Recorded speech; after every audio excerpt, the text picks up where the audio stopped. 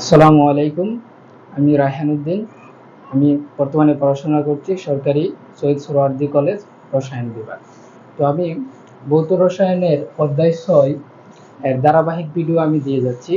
আমি মোট 4টা ভিডিও নিয়েছি এটার উপরে এবং একটা প্রশ্নের সমাধান দিয়েছি। 2021 সালে যে প্রশ্ন আসছিল অধ্যায় 6 থেকে, অর্থাৎ তড়িৎ রাসায়নিক কোষের যে অধ্যায়টা আছে ভৌত রসায়ন কোর্সের, 2021 সালের সমাধান আমি দিয়েছি।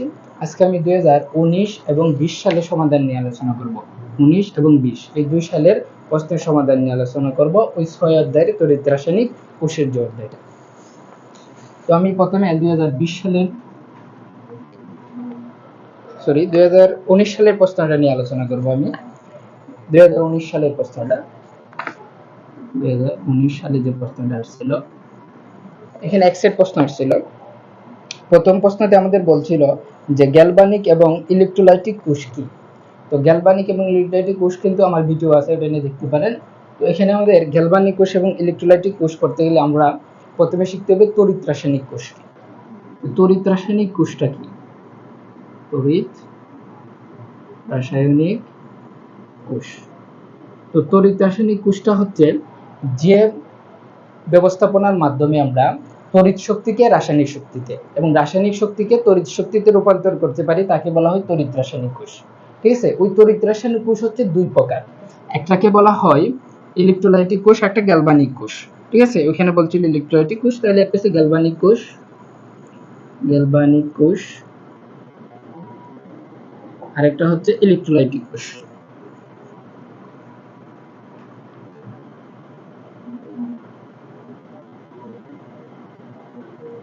ইলেকট্রোলাইটিক কোষ। তাহলে আমাদের তড়িৎ রাসায়নিক কোষ দুই প্রকার, একটা হচ্ছে গ্যালভানিক কোষ, একটা হচ্ছে ইলেকট্রোলাইটিক কোষ। এই গ্যালভানিক কোষকে বলা হয় ডেনিয়াল কোষ, আর এই যে ইলেকট্রোলাইটিক কোষ এটাকে বলা হয় তড়িৎ বিশ্লেষ্য কোষ। তো তারা এখানে প্রশ্ন করছিল যে গ্যালভানিক কোষ এবং ইলেকট্রোলাইটিক কোষ কি। তাহলে আমি বলে দিই যে গ্যালভানিক কোষ বা এটা কি, যে ব্যবস্থাপনার মাধ্যমে আমরা রাসায়নিক শক্তিকে তড়িৎ শক্তিতে রূপান্তর করি তাকে বলা হয় গ্যালভানিক কোষ বা ডেনিয়াল কোষ। আবারও বলি, যে ব্যবস্থাপনা বা যে তড়িৎ রাসায়নিক কোষের মাধ্যমে তড়িৎ রাসায়নিক শক্তিকে তড়িৎ শক্তিতে রূপান্তর করা হয় তাকে বলা হয় গ্যালভানিক কোষ। আর ইলেকট্রোলাইটিক কোষ কাকে বলে তারা বলছিল, ইলেকট্রোলাইটিক কোষ হচ্ছে যে ব্যবস্থাপনার মাধ্যমে আমরা তড়িৎ শক্তিকে রাসায়নিক শক্তিতে রূপান্তর করি। ঠিক আছে, তার উল্টাটা, এটাকে আমরা কি করি, রাসায়নিক শক্তিটাকে তড়িতে রূপান্তর করি আর তড়িৎটাকে রাসায়নিক শক্তিতে রূপান্তর করি। তাহলে এটা কি, এটা হচ্ছে আমরা রাসায়নিক শক্তিকে তড়িতে রূপান্তর করি, তড়িৎ। আর এটা কি, এটা হচ্ছে আমরা তড়িৎকে রাসায়নিক শক্তিতে রূপান্তর করি। তাহলে যদি আমাদের এখানে প্রশ্ন করছে যে ইলেকট্রোলাইটিক গ্যালভানিক কোষ কাকে বলে বা কি, আমরা বলবো যে ব্যবস্থাপনার মাধ্যমে বা যে তড়িৎ রাসায়নিক কোষের মাধ্যমে রাসায়নিক শক্তিকে বিদ্যুৎ শক্তিতে রূপান্তর করা হয় তাকে বলা হয় গ্যালভানিক কোষ বা ডেনিয়াল কোষ। আর এটাকে বলা হয় তড়িৎ বিশ্লেষ্য কোষ বা ইলেকট্রোলাইটিক কোষ। আমরা যে ব্যবস্থাপনার মাধ্যমে তড়িৎ শক্তিকে রাসায়নিক শক্তিতে রূপান্তর করি। বইয়ের মধ্যে অনেকভাবে সংজ্ঞা লেখা আছে, যেমন এটার সংজ্ঞা আরেকভাবে লেখা আছে যে বাহির থেকে যদি আমি কোনো বিদ্যুতের উৎস দিই সেখানে একটা রাসায়নিক বিক্রিয়া সংঘটিত হবে, তাকেও আমরা বলি ইলেকট্রোলাইটিক কোষ। এখানে আরো আছে যে বিক্রিয়া স্বতঃস্ফূর্তভাবে ঘটে তাকেও আমরা গ্যালভানিক কোষ বলে থাকি। তো এখানে আরেকটা প্রশ্ন করছিল এটার সাথেই যে প্রত্যেকটা কোষের প্রাপ্ত ফলাফল উল্লেখ করে উদাহরণ সহ লেখার জন্য। তো প্রত্যেকটা কোষের উদাহরণ দিতে হবে। যেমন প্রথমে আমি একটু গ্যালভানিক কোষের উদাহরণ দেই।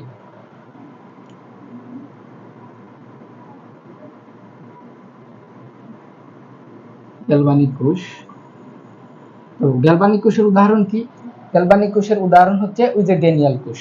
অর্থাৎ আমি একটা পাত্র নিয়েছিলাম, আরেকটা পাত্র নিয়েছিলাম, দুইটা ধাতব দণ্ড নিয়েছিলাম আর দ্রবণ নিয়েছিলাম। দ্রবণ হিসেবে এখানে কপার সালফেট নিয়েছিলাম এক মোলারিটিতে, এখানে জিঙ্ক সালফেট নিয়েছিলাম 1 মোলারিটিতে দ্রবণ, এবং এটাকে নিয়েছিলাম আমরা জিঙ্ক দণ্ড, এটাকে নিয়েছিলাম আমরা কপার দণ্ড, এবং তার এবং চাবি ভোল্টমিটার সাহায্যে সংযুক্ত করে দিয়েছিলাম, এবং লবণ সেতু ছিল। এটাকে আমরা অ্যানোড ধরছিলাম, এটাকে আমরা ক্যাথোড ধরছিলাম। ঠিক আছে, এটা হচ্ছে আমাদের গ্যালভানিক কোষের একটা উদাহরণ। ঠিক আছে, তো যদি আমাদের আসে যে গ্যালভানিক কোষের উদাহরণ কি, গ্যালভানিক কোষের উদাহরণ হচ্ছে ডেনিয়াল কোষ। ডেনিয়াল কোষটা আঁকার পরে একটা বিক্রিয়া দিতে হবে। বিক্রিয়াতে কি ছিল, এইটার মধ্যে আমাদের জারণ ঘটছিল, তাহলে এনুটে আমাদের কি ঘটছিল, জারণ ঘটছিল। তাহলে জারণ মানে কি, দুইটা ইলেকট্রন ত্যাগ করবে, তো জিঙ্কে কি করে দুইটা ইলেকট্রন ত্যাগ করে জিঙ্ক 2 প্লাসে পরিণত হয়। দ্বিতীয় নাম্বার কি, কপার ইলেকট্রন গ্রহণ করছিল, তার মানে কপারের মধ্যে কেতোটে বিক্রিয়া ঘটবে, অর্থাৎ বিজারণ ঊর্ধ্বকোষ বিক্রিয়া ঘটবে। তো বিজারণ ঊর্ধ্বকোষে কি হয়েছিল, এই কপার 2 প্লাস আয়ন দুইটা ইলেকট্রন গ্রহণ করে কপারে পরিণত হয়েছিল। ঠিক আছে, তাহলে এটার ফলাফল গেল আমার গ্যালভানিক কোষের সেলাইকা দুইটা বিক্রিয়া দেখা দিলে এটা তার ফলাফল, মানে তার উদাহরণ হচ্ছে এই ডেনিয়াল কোষটা। তারপরে বলছে যে ইলেকট্রোলাইটিক কোষের একটা উদাহরণ দেওয়ার জন্য, তো ইলেকট্রোলাইটিক কোষের একটা উদাহরণ দেই। ইলেকট্রোলাইটিক কোষের একটা উদাহরণ বা তড়িৎ বিশ্লেষ্য কোষের একটা উদাহরণ হচ্ছে সোডিয়াম ধাতু নিষ্কাশন। সোডিয়াম ধাতু নিষ্কাশন,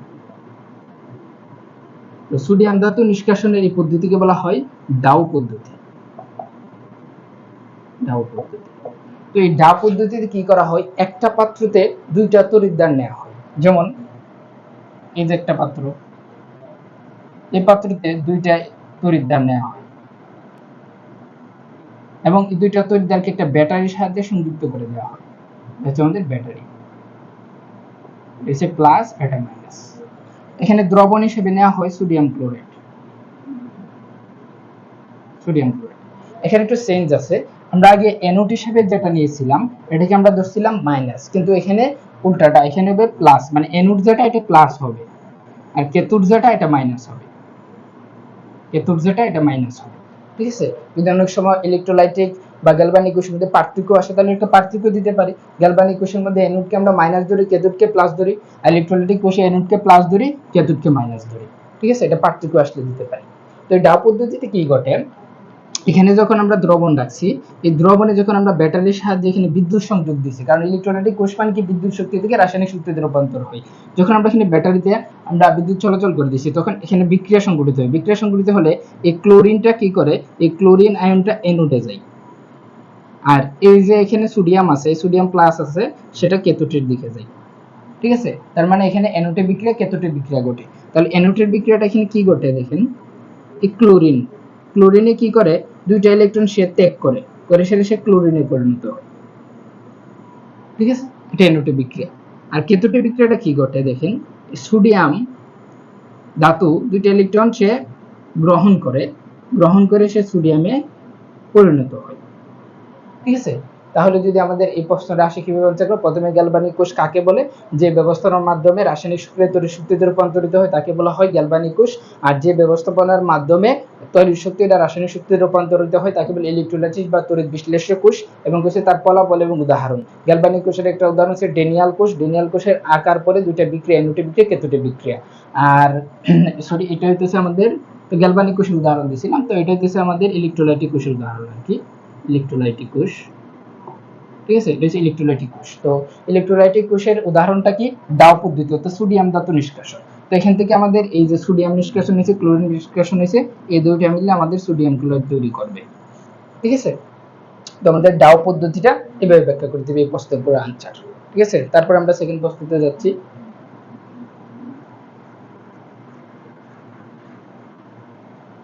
সেকেন্ড প্রশ্নতে আমাদের বলছিল যে প্রমাণ জারণ বিভব ও তড়িৎচালক বল কি।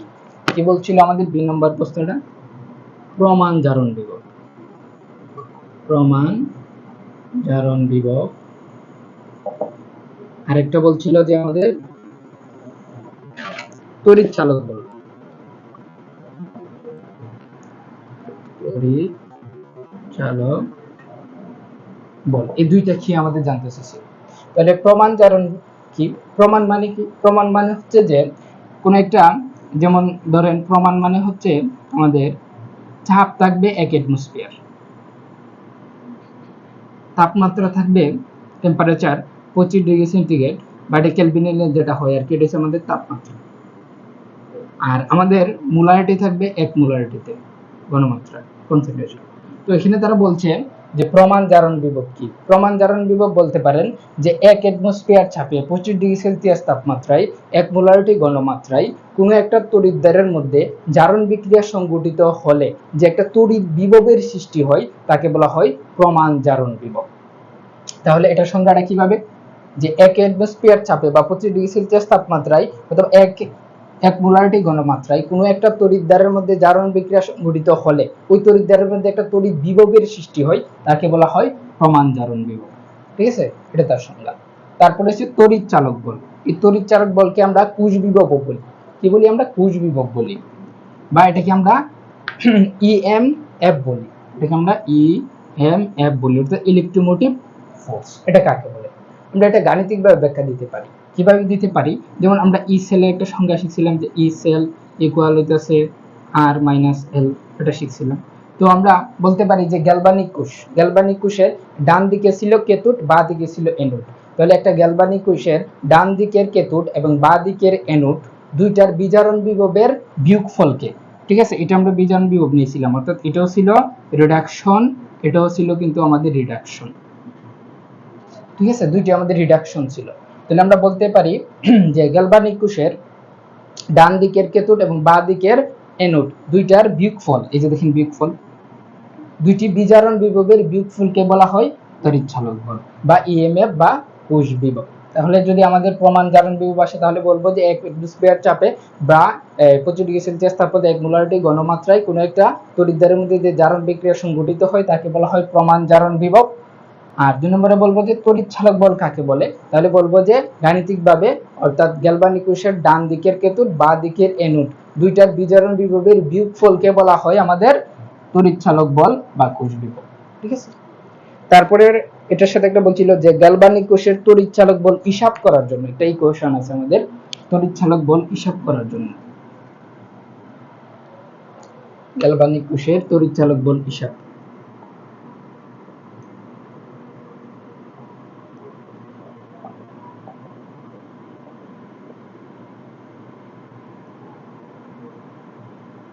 হিসাব করার জন্য আমরা একটা পদ্ধতি পড়ছিলাম, আমার এটা নিয়ে একটা ক্লাস আছে, যে আমরা পড়ছিলাম যে কোনো একটা নির্দিষ্ট তড়িৎদ্বারের জারণ বিভবের মান এবং বিজারণ বিভবের মান সমান। জারণ বিভবকে আমরা বলতাম অক্সিডেশন, আর বিজারণ বিভবকে আমরা কি বলতাম? রিডাকশন। তো আমরা বলছি যে জারণ বিভবের মান এবং বিজারণ বিভবের মান সমান কিন্তু বিপরীত চিহ্ন যুক্ত, তার মানে এখানে একটা মাইনাস দিতে হবে। তো আমরা গ্যালভানিক কোষ থেকে একটা ইকুয়েশন পাইছিলাম যে ই সেল ইকুয়াল হচ্ছে আমাদের ই অক্সিডেশন, অক্সিডেশন কোথায় করছিল? অ্যানোডে, anode plus E reduction cathode, এটা আমরা পেয়েছিল। আমি এখানে লিখে রাখছি যে ই অক্সিডেশন মাইনাস ই রিডাকশন, তাহলে আমরা এই অংশটা লিখতে পারি minus E reduction anode plus E reduction cathode. ঠিক আছে, তো এই যে এটাকে আমি সেট আনতে পারি, এটাকে সেট নিতে পারি, তাহলে এটাকে সেট আনলে হবে রিডাকশন ক্যাথোড, আর এটা হবে মাইনাস রিডাকশন অ্যানোড। ঠিক আছে, তো আমরা এখানে কি করতে পারি? এই যে এটা তো আমাদের ক্যাথোড, ক্যাথোড আমাদের কোন দিকে ছিল? ডান দিকে ছিল, এজন্য আমরা লিখতে পারি ই আর। আর আমাদের এই যে ই অংশটা এটা আমাদের বাম দিকে ছিল অ্যানোডে, গ্যালভানিক কোষের ক্ষেত্রে, তার মানে এটা লিখতে পারি ই এল।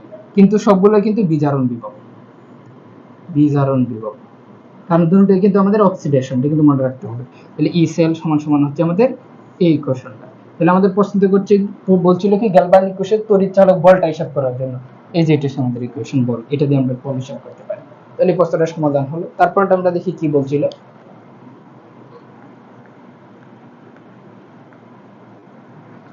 তারপর আমাদের প্রশ্নতে একটা ম্যাথ দিছিল, ম্যাথটা আমরা দেখি কি দিছিল। যে আমাদের বলছিল সি নাম্বার প্রশ্ন যে জিঙ্ক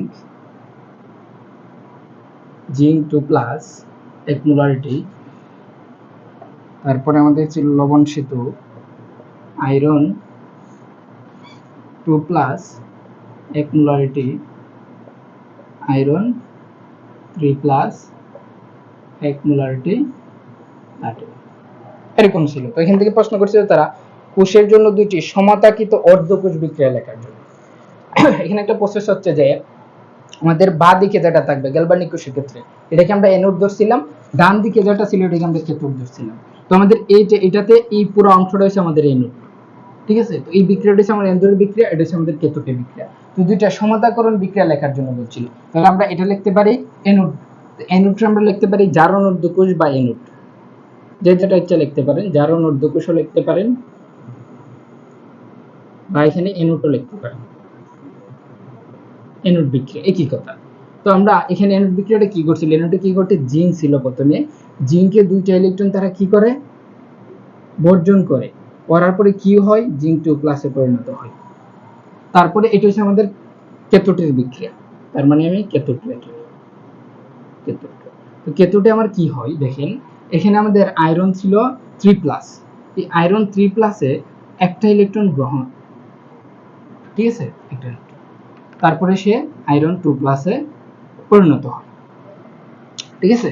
এটা হচ্ছে আমাদের, কিন্তু আমরা বলছিল তাদেরকে সমতাকরণ বিক্রিয়া করার জন্য, কিন্তু সমতা কিন্তু হয় নাই। দেখেন এখানে যে একটা ইলেকট্রন, এখানে দুইটা ইলেকট্রন, তো সমতা করার জন্য আমরা একটা কাজ করতে পারি, আমি যে ওটাকে আমি 2 দিয়ে গুণ করতে পারি, ঠিক আছে। দেখেন 2 দিয়ে গুণ করলে এখানে 2 আসছে, এখানে একটা 2 আসছে, এখানে একটা 2 আসছে, 2 দিয়ে গুণ করে দিলাম ক্যাথোডকে। তাহলে এখন যদি আমরা নেট বিক্রিয়া লিখি, নেট মানে হচ্ছে আমাদের মোট বিক্রিয়াটা, মোট বিক্রিয়াটা প্রথমে জিঙ্ক 2 আয়রন 3 প্লাস, আর এটা তো বাদ, দুইটা ইলেকট্রন, তারপরে জিঙ্ক 2 প্লাস প্লাস 2 প্লাস। আমাদের প্রশ্নতে বলছিল যে কোষের জন্য দুইটি সমতাকরণ অর্ধকোষ বিক্রিয়া, এটা হচ্ছে আমাদের সমতাকরণ অর্ধকোষ বিক্রিয়া, সমতাকরণ কারণ সমতা করা হয়েছে, সমতাকৃত বিক্রিয়া। তারপরে আমাদের বলছিল যে এবং নেট বিক্রিয়া লেখার জন্য, এই যে নেট বিক্রিয়া মোট বিক্রিয়া, তাহলে আপনি নিচে ইচ্ছা করলে লিখতে পারেন সমতাকরণ বিক্রিয়াটা হচ্ছে এটা, একটা লাইন লিখতে পারেন, তাহলে এটা সমাধান হলো, ঠিক আছে। তাহলে এতটুকু আসছিল এখানে আমাদের, যে এটাকে কোষের দুইটা সমতাকরণ আর অর্ধকোষ বিক্রিয়া, এই যে এটা একটা অর্ধকোষ, এটা একটা অর্ধকোষ, এবং সমতাকরণ বিক্রিয়া কি, এই যে এটা সমতা করছি, নেট বিক্রিয়াটা কি, তাকে দুইটাকে যোগ করে দিলে যেটা পাইছি সেটা হচ্ছে আমাদের নেট বিক্রিয়া। তাহলে এটাই আসছিল আমাদের 2019-এ। তো আমি একটু 2018 নিয়ে একটু আলোচনা করব, যে 18 সালে কি আসছিল।